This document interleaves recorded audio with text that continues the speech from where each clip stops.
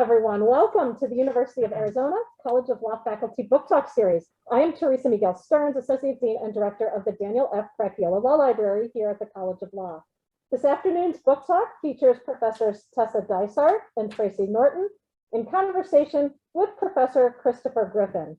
They will be discussing Professors Dysart and Norton's new book, Law Teaching Strategies for a New Era Beyond the Physical Classroom. This is the first comprehensive book on online legal education. Professor Tessa Dysart is the Assistant Director of Legal Writing and Clinical Professor of Law here at the University of Arizona, James E. Rogers College of Law. She also serves as Editor-in-Chief of the Journal of Appellate Practice and Process, which was acquired by Arizona Law in June of last year. Professor Dysart writes and speaks nationally on appellate advocacy issues. She co-authored the third edition of Winning on Appeal, Better Briefs and Oral Arguments. She manages the Appellate Advocacy blog, which was added to the ABA's list of best law blogs in 2018. Professor Dysart has also written on human trafficking and constitutional law and lectured nationally on developing effective state anti-trafficking laws. After receiving her JD from Harvard Law School, Professor Dysart clerked for the Honorable Dennis W. Shedd of the United States Court of Appeals for the Fourth Circuit. Her practice experience includes working for the United States Department of Justice Office of Legal Policy and the Senate Judiciary Committee. Prior to joining the College of Law faculty, she taught appellate advocacy and constitutional law courses at Regent University School of Law, where she coached award-winning new court teams and advised the program to a national ranking. Tracy Norton, Associate Professor of Legal Process at Touro College Law Center, is a leader in the fields of legal writing and legal education, both nationally and internationally. She is best known for her research and presentations on cross-generational competence in legal education and the legal profession. Among her contributions to the field of legal writing are her interactive citation workbook and accompanying online workstation, first published in 1999. The ICW was the first digital teaching tool in widespread use in North American law schools and is used in more than half of US law schools at this time. Professor Norton also writes and speaks nationally about changes to legal education that have been inspired by the millennial generation. Her current teaching interest is making legal education more accessible through digital platforms. In addition to her classroom teaching, Professor Norton teaches advanced persuasion and judicial writing online. She is currently creating a digital textbook for 1L legal analysis and writing courses. During the 2020 pandemic, Professor Norton assisted faculty throughout the country in asynchronous and synchronous online course delivery. Professor Norton began her teaching career in 1997 at Texas Tech University School of Law. In 2001, she joined the faculty at South Texas College of Law, and she has been a member of the faculty at Touro Law Center since 2007. Our interlocutor today is Professor Christopher L. Griffin, Jr., Director of Empirical and Policy Research here at the University of Arizona, James E. Rogers College of Law, where he teaches civil procedure, remedies, and empirical methods in the law. Professor Griffin's scholarship evaluates novel, practical ideas for enhancing access to justice. He and his colleagues primarily use randomized controlled trials to test the causal effects of innovative approaches to narrowing the justice gap. Most of these studies focus on the civil justice system, including the efficacy of unbundled legal services in housing courts, the value of connecting survivors of intimate partner violence to civil legal aid, and the potential promise of non-lawyer models of legal services provision.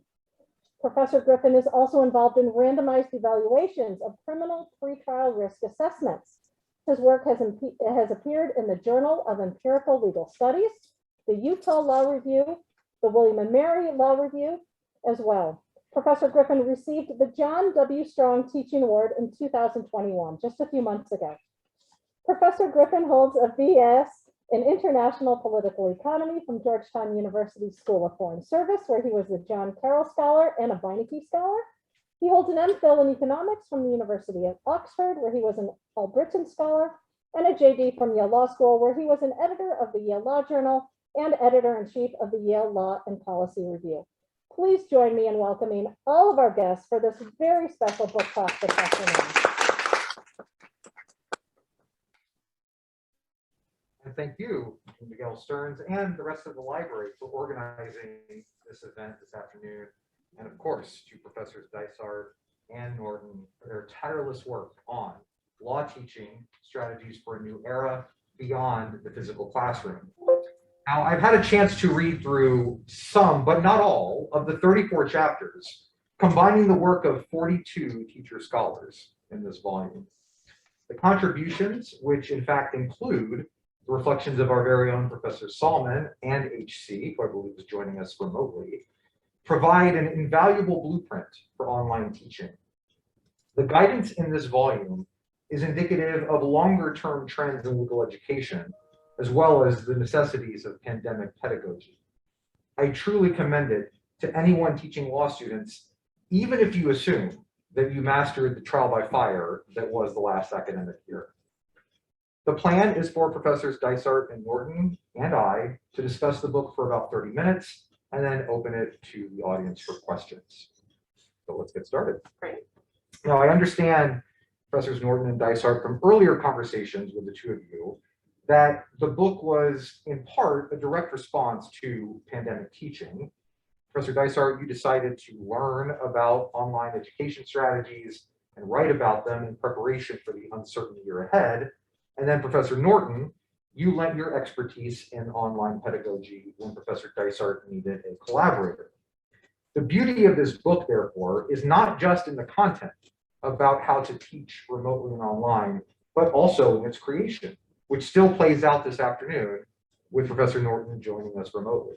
So if you could start, both of you, sharing with us something about how your work together is itself reflective of successful remote engagement. Well, thanks, Professor Griffin. As we sit here today, I've still yet to meet Professor Norton in person, ever, in the many years that we have both been teaching. And so, yes, this book really was a response to pandemic teaching, but the goal was for it to not be about pandemic teaching. It was recognizing this fundamental shift that was happening in legal education and thinking about how we can respond to that shift. And I knew that I couldn't do it alone. And I had taught online courses, but I didn't have the depth of expertise that Professor Norton did. And so I talked to Professor Salman and I sort of looked at the listservs that I'm on and I thought about who would be a great collaborator, and Professor Norton's came to mind. And so I emailed her and we Zoomed, and from there it was just mostly smooth sailing, but all online. And so we worked through a series of Zoom calls, as Professor Norton likes to tease me, spreadsheets, my many spreadsheets that kept us working together, some shared files. And it was remarkably, it really went remarkably well. There's only a few tech glitches we had where we were working perhaps off of different versions of the same document. But for such a large endeavor, the collaboration was virtually all virtual. Mm-hmm. And even meetings with some of our authors, again, virtual meetings. Yeah, I would just add that I've done collaborative projects with people across distances before, but at the collaborative tools, the way that Professor Dysart is. And so when she said, I'm going to set up a box and we're going to do, I was like, oh my God, this is going to be awesome. And so just, having somebody to work with who understands how to use collaborative online tools was really a treat. I mean, it really was. And it really was very seamless as far as the passing off the documents and the use of the spreadsheets to keep track of the workflow. And, I was very impressed with us and how we were able to do this because, the ICW, Christine Hurt and I wrote in 1998. And, we worked in the same building and we had print copies that we were handing back and forth to each other. And when we did new exercises every year, even when she was at a different law school and then I moved again to another law school, we would meet in a hotel somewhere every spring for, you know, a weekend, and we would just crank out the next edition. You know, we just didn't have the tools at that time to be able to do it smoothly online. And so this really was, you know, it says a lot about what's possible, you know, in the academic world, but also in law practice. I appreciate all that, the efficiency that clearly comes with being able to engineer a project as massive as this one while being separated by the entire width of the continent is pretty amazing. At the same time, I know that you do, I assume, know that you do look forward to the day when you can meet in person, but the lessons that you are bringing to the foreground here, they're about teaching in the book, but I think that you can interpret a lot of them as best practices for how to continue even at that hopeful day when we can completely safely be in each other's presence to do law school business, to do research, whether interdisciplinary or inter-university. And that's another reason to commend the volume, is that it's a very good overall tool for online engagement. Speaking of learning new approaches to doing our work, in the second chapter of the volume, Professor Meredith Stange has a contribution in which one of the subheadings is intriguingly titled, "Welcome to the second first year of teaching." In that section, she recounts how she redefined engagement. Cameras being off didn't necessarily signal that students were disengaged, and she had to learn how to moderate class discussion simultaneously with those who were speaking and those who were participating via chat. How would you, as we are still kicking off this new academic year, how can faculty members around the country in law schools avoid a sophomore slump, as it were, in this era of hybrid learning? How can we continue to redefine engagement and enhance and uplift these new forms of student-teacher collaboration? We'll let Tracy take that one. So the first thing I want to acknowledge is that we're all very tired. We're all just worn out. And so I'm sure that many of you, or it's possible it was entirely just me, but I suspect that many of you greeted the new school year with, "Oh my God, already, like, seriously? I haven't recovered from the last one yet." And the truth is, you know, we hit the ground running last summer, to everyone's credit. You know, everyone at every law school really got online very quickly, but we spent the summer doing it. And so we had no break going into this very stressful new year. And I always tell first year law students, what's stressful about the first year of law school is that it's all new. Your brain's making new connections all the time, and it's exhausting. Well, that was us. That was us. So now we are going sort of into our sophomore year of this, more than I think any of us would have liked. Like the sophomore year of online teaching, sure, I don't think any of us expected to be going into the sophomore year of pandemic teaching. So, you know, my suggestion for avoiding the sophomore slump isn't even necessarily avoiding the sophomore slump. I say lean into the sophomore slump. I think that, you know, our personal circumstances are still very difficult. We're not really back, you know, it's not like the year after 2019 yet. And so I would say this year we can afford to be less ambitious because there was so much innovation that happened last year. So I think you can afford to just lean into the slump, be less ambitious this year. You don't have to perfect everything you learned last year. You certainly don't have to embrace all of the new that's out there. And I think, you know, and this is one of the things I focused my preface on in the book was, you know, don't try to do it all at once. Pick one thing for one class for 1 year and do that. Otherwise, you'll drive yourself insane. The things that worked well, get a little bit better at those this year. And the things that didn't work, let yourself let go of them. You don't have to do everything all the time. So let yourself let go of that stuff that didn't work or didn't work for you. There's some great ideas out there that don't work for me. And so I just have to learn to let those go. So that's my advice, is to be, advice is too strong a word. My suggestion is be gentle with yourself this year. You know, try to save some of your energy for yourself and your family. But don't stop innovating. Don't let yourself get to a position of burnout where you say, oh, I hate teaching online. I'm never going to do this again. Take it easy, catch your breath. And then, you know, next year, fingers crossed, you know, when we're in the year after 2019, finally, then maybe you can, you know, put some shoulder to the wheel again. But, you know, you did plenty last year. So give yourself some credit for that. And I think if Meredith were here, Meredith would agree with me 100%. No doubt. If I'm summarizing accurately, then, Professor Norton, it sounds like we put a lot of pressure on ourselves to adapt, understandably, in the start of the 2020-2021 academic year.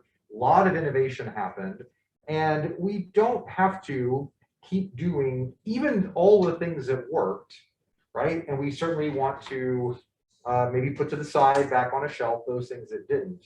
Would it be fair to say, Professor Norton, that just keeping that idea of innovation and not losing sight of what online technologies have to offer is the best lesson we can take away from the last year?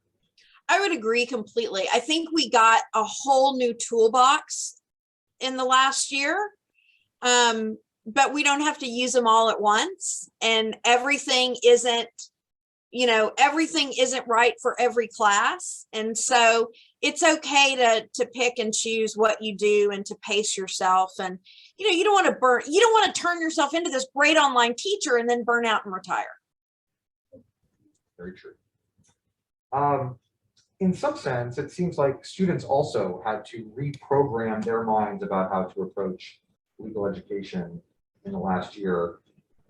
Chapter 3, which was written by Rachel Crosby-Roberts and Quina Muirs, makes a case for combining some, let's say, old school analog tools with our new online platforms. For example, they suggest students obtain hard copies of the required texts and also take notes by hand. Doing both, in their view, helps avoid a lot of screen fatigue. On the other hand, digital native students may find these approaches less efficient than the electronic alternatives. So I have a bit of a provocative question here. How have you advised students to balance the online with the old-fashioned? Well, I think this is a really important topic, especially for all the professors in the room and online, to think about that our students, because they're digital natives, might not think of non-digital solutions to their problems. I mean, everything can be solved, you know, by the internet, and that's actually not true. You know, professors can have a long, extensive conversation about handwritten notes versus computer notes, and there's been research on, you know, what's more effective. But the fact of the matter is that if you're a student with one screen and you are in an online class where you have a digital textbook, you're taking notes online, you're watching a professor lecture, and then you're hopping into a Google document to do an assignment, this would be all typical in one of my classes, you're gonna get buried with one screen. And so Tracy and I have both used either syllabus recommendations, or I think I put both in my syllabus and I talked to my class ahead of time that, look, if you don't have more than one screen, then you need to think about buying a print copy of the book. I actually emailed my class a few weeks before class started, because obviously if they're in class with the digital textbook, then they're really annoyed at me that they didn't get my advice ahead of time, and said, hey, if you've got one screen, buy a print copy of the textbook. Or, you know, get a second monitor if you can afford it, or think of ways that you can reduce the times you're going back and forth between your different screens. And so I think as professors, we just have to be aware of that. I mean, I get very comfortable in my home office with my 2 large screens and my external mic and my headset and my nice background and my ring light. And I know that not all of my students have that. And so thinking about the situation that our students are in and what problems they may face can help us be better teachers. Because if the student is fumbling between different computer screens, they're not listening and learning effectively. Yeah, I think the part that I agree with strongly in this chapter is that even if we can demonstrate empirically, so to speak, that the digital solutions are the most efficient, they really help everybody learn, they help us teach better, we know about the dreaded existence of the Zoom fatigue itself. And that affects everybody, no matter how digitally native a student is. And that's the most important screen for the online teaching experience as the student. And for that reason alone, I would agree where in other senses, I would say, feel free, as you do in my classes, to take notes on your computer, to have a digital version on your tablet, that you do have to reduce the strong impact of that one screen. Lovely. And there were times Tracy and I were working on the book where we said, all right, I'm not answering email today, and I'm printing out, 15 chapters and sitting and reading them. And she and I, both did that at times to just get away from looking at the screen all the time. That makes sense. Professor Ann Nowak's chapter includes 10 tips for building community among online students, a very important part of their part of this equation. I was struck most by the following of those 10. One was confess, and then in parentheses, reveal some humanity. Another was adopt scripted role-playing simulations with guided debriefings. And a third, establish and maintain your lively presence on the students' discussion boards. These and other suggestions in Professor Nowak's words can help us, quote, figure out ways to make ourselves seem human and caring, not just about the subject, but about helping them master it, end quote. Her tips, though, undoubtedly would take any of us significant time and a lot of our attention. So how do the two of you, Professors Dysart and Norton, find ways to put this sort of effort into your online classrooms? I think the most time-consuming of these tips is the discussion board and having a lively presence. And that does, online teaching, I find takes more time for me than throwing everything in my bag and rushing into my classroom, 5 minutes before it starts. That I have to have everything open on my computer and all the links that I need ready to paste into the chat for my students. So for me, when I have students do discussion board posts, or I have them do, peer review assignments that I might need to look at, I might actually just schedule time on my, on my calendar that says, at this time on this day, I'm going to go and I'm going to look online and I'm going to respond to comments and I'm going to grade, different assignments. But it is definitely a lot of work. And then I think, the confessing is just being real to your students when it doesn't work out. I mean, I try to test technology before I use it in the classroom. I've met with my legal writing colleagues and we'll, take turns testing technology to make sure that it's successful. Some people use their teenagers. My kids are too young for me to test technology with them. But doing as much as I can ahead of time to make sure it works. And then when it doesn't, be like, whoops, well, I'll learn for next time. We'll do it better next time. Yeah, one of the things, what really struck me about what you just said was that the significant time and attention. I agree, it does take significant time and attention, and online teaching is much more time consuming for us and for the students than in-person teaching. There's a lot you can fudge in person that you really can't, this is my 25th year of full-time law teaching. Wow. And so the number of times I have been able to squeal into the parking lot at 5 minutes before class starts and then right into the classroom and not miss a beat. I did that more times than I'm comfortable telling anybody. And I haven't done that in the past 5 years. I don't, in my, those techniques or those habits have actually translated over into the physical classroom, where I'm in my physical classroom 30 minutes ahead of time now to have things ready to go, because I see what how that can make a difference. Really simple things. I think a lot of people do this. Like I have music playing like in the 30 minutes before. And I used to have them suggest songs, and then it just got too kind of gimmicky to me. And so I have this 15-hour playlist that's my personal playlist. And I just start that at the beginning of the semester, and they get to hear good portions of that throughout the year. Another thing I just learned about yesterday, as far as connecting with your students, it's something called an empathy map. And I encourage anybody to Google that. I saw it on the Edutopia blog, and I think Edutopia is the George Lucas venture in education. And so empathy map, it's work, but it looks amazing. And it looks to pull together a lot of things about kind of keeping track of your student needs that I'd never seen before. But the other thing that I never try to lose track of is that my entire life is funded by student tuition dollars. You know, when I go on vacation, that's student tuition dollars. When I go out to eat, that's student tuition dollars. And so, yes, it does take a lot of time and attention to create community and to get to know them, but they're paying student tuition dollars. And you can't convince me that a legal education is more valuable now than it was 50 years ago. And yet, you know, you can't pay for a legal education with your part-time job money anymore, the way we hear stories from our law professors about how my legal education cost me $2,000 back in 19 whatever. And so they're paying a lot. And so I think, you know, creating some community and getting to know them personally is sort of the least we can do.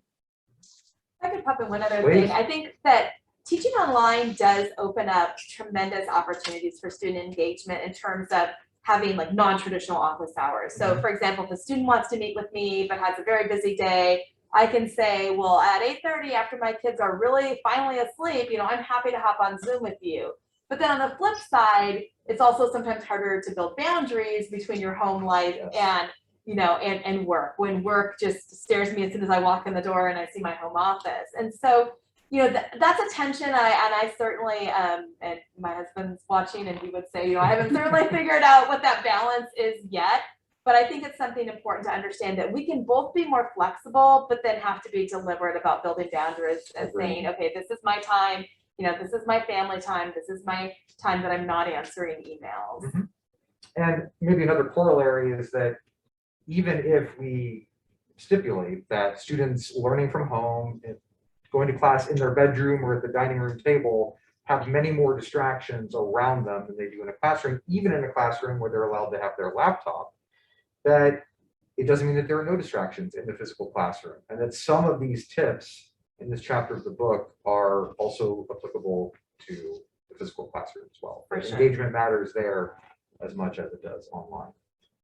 I was also taking notice of chapter 27, which was Professor Kathleen Birch's thoughts about the blending of skills-based and, let's say, traditional doctrinal learning in an asynchronous environment.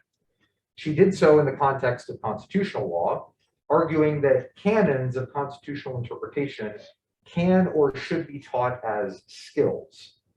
To many of us, at least to me, this idea is not that controversial.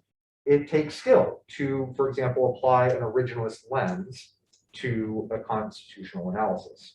So to push back a little bit on her thesis, I'd like to know whether you two believe that legal education really suffers from trade-offs between theory and skills, and how you see online education bringing them together as more complementary features. So I think one of the greatest benefits of online teaching, and some people are not going to like this statement, is that we're finally going to have innovation in legal teaching, period. That we've been teaching the same way for over 100 years, and maybe it was effective 100 years ago, but I don't think that it's what students today want. And to the extent that students are paying tuition dollars, as Tracy just talked about, to come to law school, you know, our teaching needs to adapt to what's effective to them. So even if we put aside how effective the Socratic method is in a in-person classroom, it is not effective online to lecture for 75 minutes to your students. They just don't pay attention. And so as I've taught both doctrinal and skills-based classes online, really started thinking about how I can incorporate more active learning techniques into the classroom.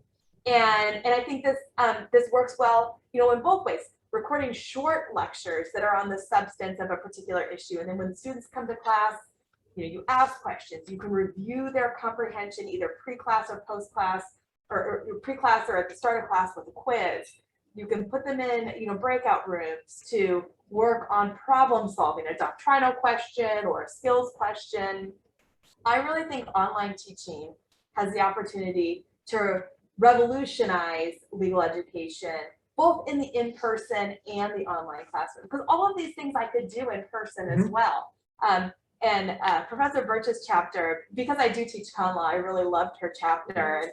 You know, she talks about, for example, asking her students to take a picture in a public forum. Yes. Right. So thinking about, you know, they could do that, they could post it on a discussion board and the students could comment on that, or they could bring it into a physical classroom and explain it, and the students could, you know, have a discussion about whether that was actually a public forum or not. And, you know, then students are solving real life problems that they could potentially encounter in person. So I think that this is probably the most exciting part about online education, other than I can teach in my slippers. That's the other exciting part. So I agree completely with all of that. I also think, you know, in online learning, and you may have noticed my light just went out because we have those automatic and I'm not moving. Anyway, in online learning, you know, it's somewhat entertaining in an in-person classroom to watch one of your classmates be sacrificed as a tribute for an hour, right? Not that entertaining on the screen, okay? And so you can't do that in an online class and expect to keep their attention. You know, it's funny because all those professors who for years, and this is the really beautiful thing about doing a book talk at a law school where I'm not on the faculty, all those years, all those professors saying, I want their laptops out, no distractions. I'm like, how's that going now?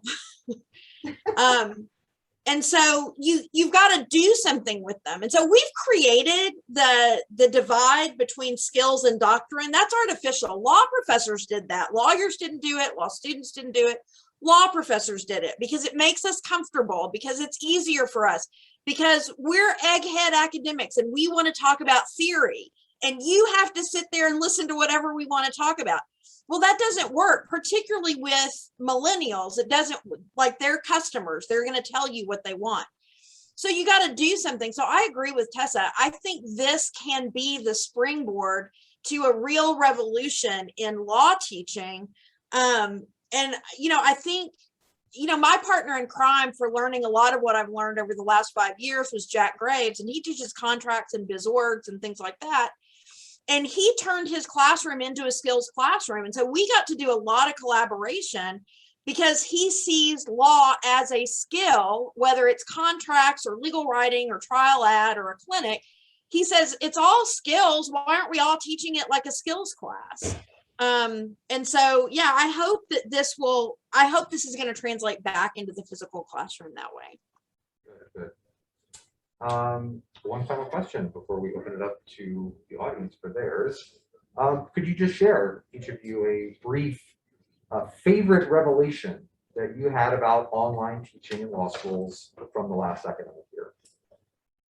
I'll share something that I think is fun that we can do. I mean, there's so many revelations, and if you read my preface, I was the anti-online teacher until just recently. But the ability to bring in guest speakers, I think, is awesome. And so I see one of my students here, but in my con law class, I was teaching con law to 1Ls when the pandemic hit. And it was such a hard semester for so many reasons. And I thought, I want to do something fun for them. And I really tried to bring in a Supreme Court justice, and I couldn't make it work. But I had an Arizona Supreme Court justice Zoom in the last day of class to just say, like, you did it. Congratulations. And that was fun. But then also bringing in judges to be guest speakers, it opens up the whole world to my classroom, and that to me is exciting. Absolutely. Professor Norton? Yeah, in my past summer, this just past summer, I taught a class called Advanced Persuasive Strategies, and we predominantly, we use a thin textbook, but we predominantly use articles. And I was able every single class this summer to have an author from one of the articles come in and talk to the students. And they thought, I mean, they were just over the moon. They were like, oh my God, this is the best class I've ever taken. And I'm like, that's great. I didn't do anything. I just emailed my friends and said, hey, are you, 8:30 on a Thursday night? And they're like, if I can stay up that long, I'll be happy to be there. But my favorite revelation, and this is new since we talked even, I have too much crap. That's mine. I have too much crap. I have too much crap in my house. I have too much crap in my office. I walked back into my office last week for the first time in 18 months and went, oh my God, I didn't need any of this for a year and a half. And so I had them cart away. I'm not kidding. 13 boxes of books this week. I've got 3 huge cartons of shredding going out. And then I have another, I don't know, I'm looking at a stack of like 100 books that are available for anybody who walks in my office and wants a book, they can have one. I have too much crap. Everything's online. All of my files are online. I can teach online. My textbooks are online. The teacher's manuals are online. It's all online. So, too much crap. So, in other words, if Marie Kondo doesn't work for you, in terms of decluttering your space, just become an online professor. There you go. There we go. Well, I think that I haven't done this yet. I haven't done a work in progress for sure. I think the conversation among the 3 of us got things started off very nicely. I hope people in the room here and online have questions that have come to their mind. So for those of you who are online, please do use the Q&A function to send us your questions, and we'll also take hands here in room 237. The floor is yours. So one, I disagree that it takes more time to be online because you have to shower and you have to get dressed and you have to come to work. So that right there takes a lot more time. But this is more a comment about how do we duplicate when you're online these fabulous in-person connections that we make with students. I know I met individually with all of my students. I set at the beginning of the semester, I set half Zoom meetings, half in person, and nobody wanted to meet with me on Zoom except my asynchronous students. They actually said, you only have Zoom meetings left. Can we please meet with you in person? And I think there is a lot of give and take, talking at the same time, laughing at the same time, that cannot technically take place on Zoom. That is, I think I missed more than anything else is that. And I'm just wondering, I don't know if anywhere in the book it addresses how, I know discussion boards, but that's a little more formal than what I'm talking about, which is this give and take. So, I'm asking. So I think that we have to, this is a great way to separate pandemic teaching versus a structured online teaching, because I mean, we're all craving human interaction where we don't have to wear masks and, freak out about leaving home and getting sick. Yeah. And so for students who are craving just any sort of human interaction, I think coming back to the physical classroom is what they want and what they need. And that's certainly why so many schools are making such a big effort to have an in-person experience.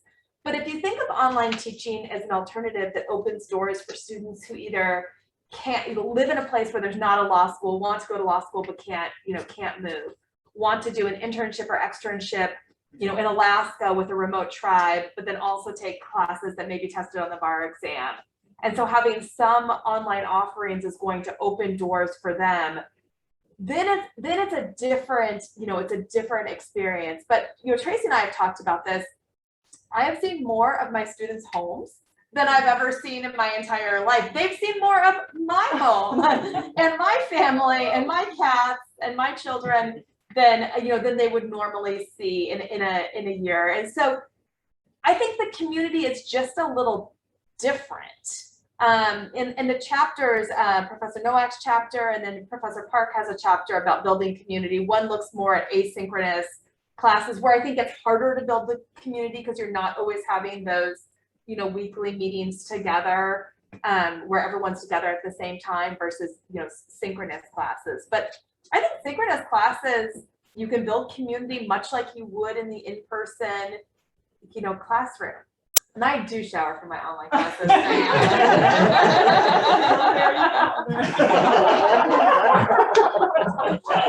Tracy, do you have anything to add? Yeah, I would just say, first of all, I actually got dressed every day, like full head to toe, the shoes, the whole 9 yards, because I was going to slip into a really ugly, isolative depression if I didn't do that. So I'm probably the only person who showered every single day in the pandemic religiously. And I was dressed tip to toe. I just had to be. I just want to say one thing about community, and everybody's talking about how, oh, you can't make connections online, you blah, blah, blah. I'm going to say one thing, match.com. Right? I'm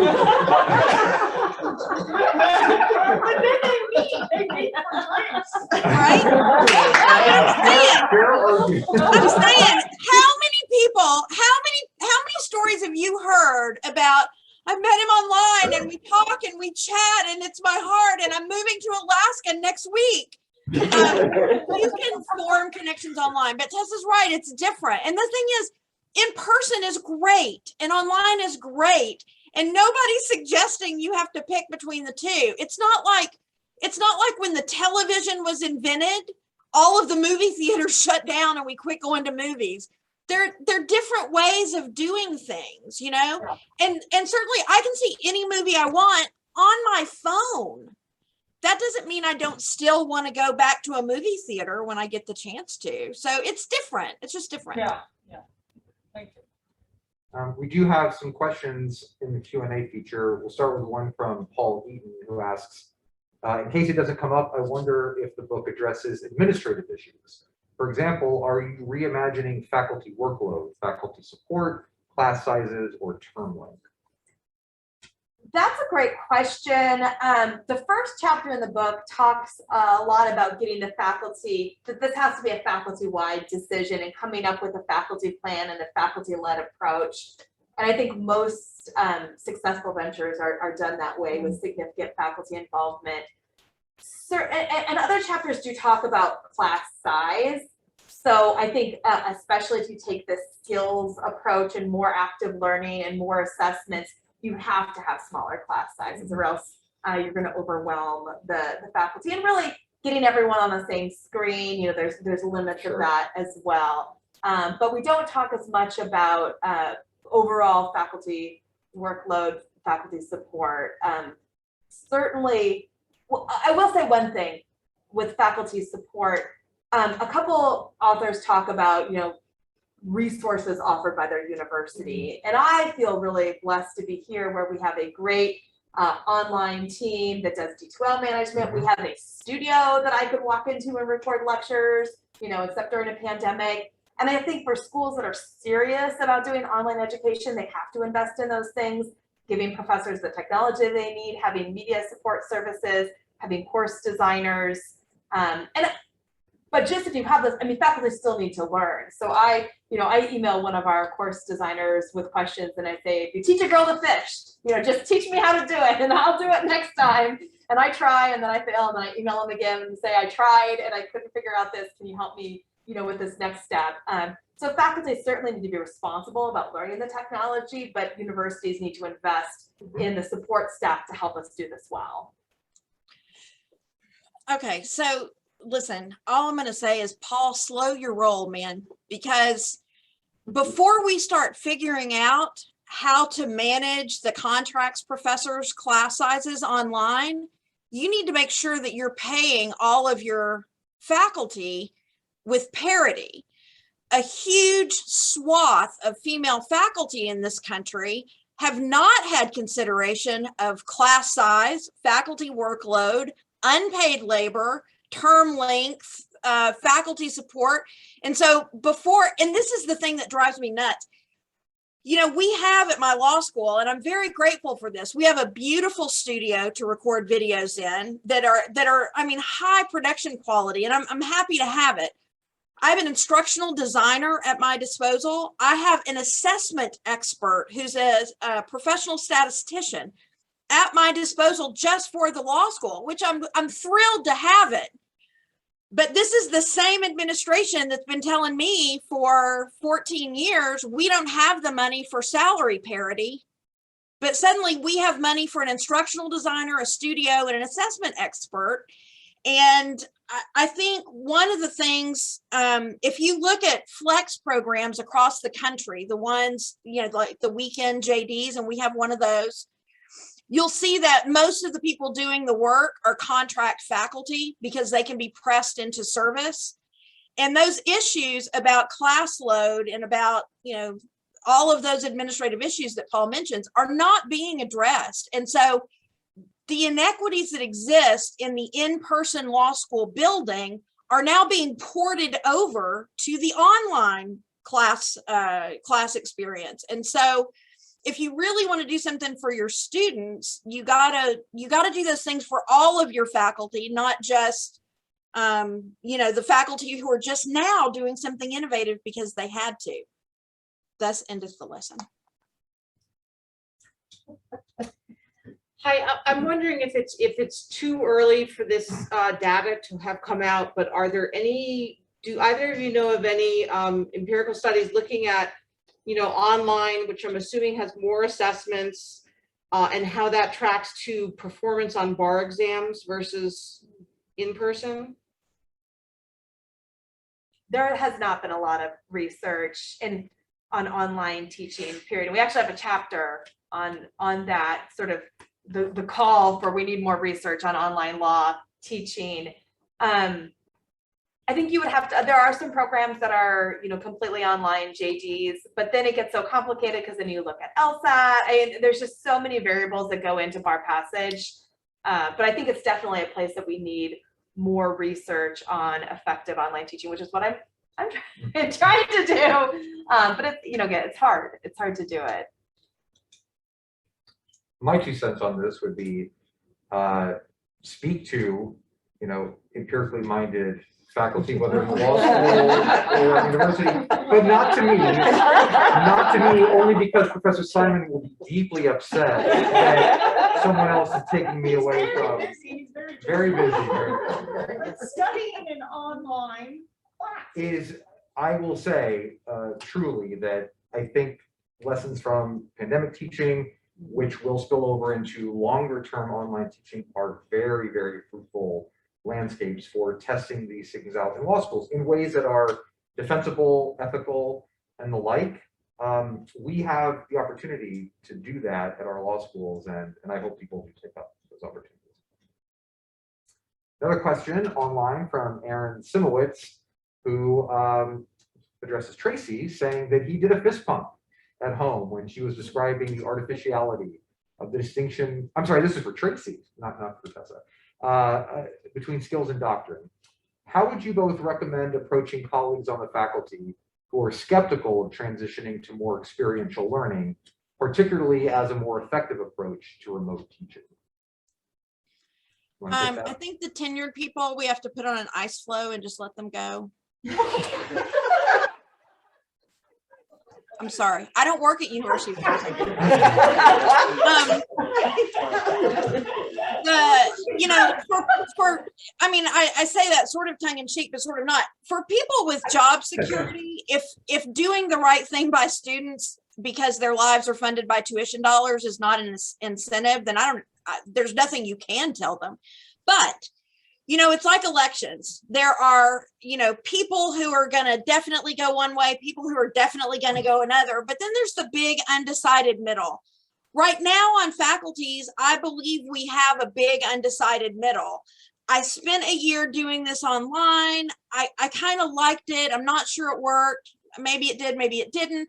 And so now those of you who are really advocates for skills type teaching across the curriculum, start, scheduling things like this, a book talk or a colloquia or a workshop where you have the people who are doing it show people how to do it and show it to them, like tie it to the online teaching that they've already done. So you can show them that those skills are already there. But if you are, I keep wanting to say evangelistic, but I kind of don't want to say it, but I will. If you're evangelistic, as I am, about skills teaching across the board, and if you look at the neuroscience of learning, skills teaching is the only way to get people to remember the summer after their third year what they learned in contracts their first year. And so if you tie it in and make it easy for them to make the transition back into the classroom with skills teaching, I think they might do it. Yeah, I'm hopeful that the new bar exam is going to push some faculty this way. So, if you look back at the McCrate report and the Carnegie report, and then this huge change, this small change in legal education to be a little bit more experiential, it wasn't, I don't think you can tie it back to the Carnegie report. I think you can tie it back to the downturn in the economy, and students wanted more clinical offerings and more experiential learning. And so law schools adapted because it's what students wanted. And I think it's the students who are going to have to kind of push for more skills experiences. I would encourage my doctoral colleagues who are hesitant to do this to just try it in like 2 classes, so just take a topic, and instead of purely lecturing on it, record a short video explaining it, come up with a problem, and instead, and have the students do that problem in class in small groups and then report on it. Or, one of my favorites that I do when I teach con law is I have my students do a flow chart of the First Amendment. How would you resolve a First Amendment speech issue? And then I have them work in groups and try to create this flow chart, and it's kind of fun, and they can use colored markers, which reminds them of kindergarten, and it's exciting. So, doing just a few of those things and then seeing how your students respond is a great way to move forward. And it goes back to sort of the beginning of what we talked about. You don't have to adopt every technique your first year in teaching. So start small, you'll see the rewards, hopefully. You'll see that your students like it, and then you can move on and do more and more of these things in class. We have time for one last very quick question. Yes. So as a student, coming back into this kind of hybrid learning, it's very jarring to go from, it was difficult to go from completely in person to completely online. I think we can all agree that spring semester was crazy and was not great for anybody. But now students are coming back where some of their classes are purely online, some of them are purely in person and will possibly remain that way. But to have the different teaching modalities, does the book offer any advice to students and to professors who are attempting to deal with that, so that it's not quite such a leap for students who want to take online classes, but also want an in-person experience? Because it seems like this might be something that you are advocating for the future. So I think this is, again, sort of maybe a pandemic specific problem that hopefully in like 5 years won't be an issue. But as we move some things in person, some things online, there's big scheduling questions that have to be resolved there. And you see this with attorneys in court. If you've got an in-person hearing, and Paul's nodding his head because I'm sure he deals with this, and then 30 minutes later you have an online hearing, for the attorney, that stinks, because you really have to stay in the courthouse for both of those. You might not have time to go back to your office to get on Zoom or Teams and do a hearing. And I think for faculty, the same thing. If I've got a Zoom meeting and then an in-person meeting and then a Zoom class and then an in-person meeting, I can't be, I have to be in one place to do that. And same for students. If you have a class at 10 that's online and then a class at 1 that's in person, you might need to be on campus, for both of those. And so some of it's going to be law schools redeveloping their space for students, where maybe there's more study rooms in the library or more places where you could go if you have this hybrid system of classes, or scheduling, this is our block where we schedule online classes, and this is our block where we schedule in-person classes, and thinking about how to adjust those types of scheduling questions to make it easier for students. And some of that will have to be decided once law schools and the AVA figure out what they really think about online teaching, because we are still working off variances and this, these pandemic concerns. And so once we move past that, that's certainly a question that's going to have to be addressed both in the profession with court scheduling and in the classroom. I think you finding your home base, like Tessa was saying, I think that's really important, because the law school is no longer going to provide a sort of a focus for the stability of your day. And so you're going to have to decide where the locus of, of stability is for your day. And so maybe it's going to be a study carrel. Maybe it's going to be your car for a while. I mean, it's, that's not ideal, but when things are like this, when they're bananas like this, like I always like my car because it's, it's familiar.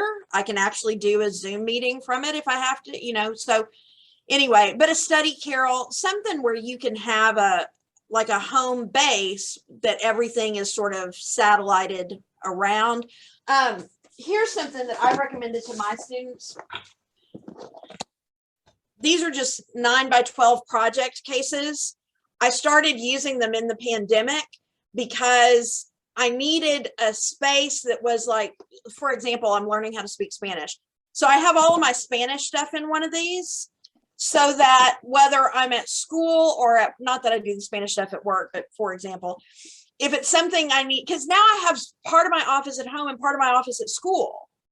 And so I have these cases for different things, so that this is actually my focal point is this thing.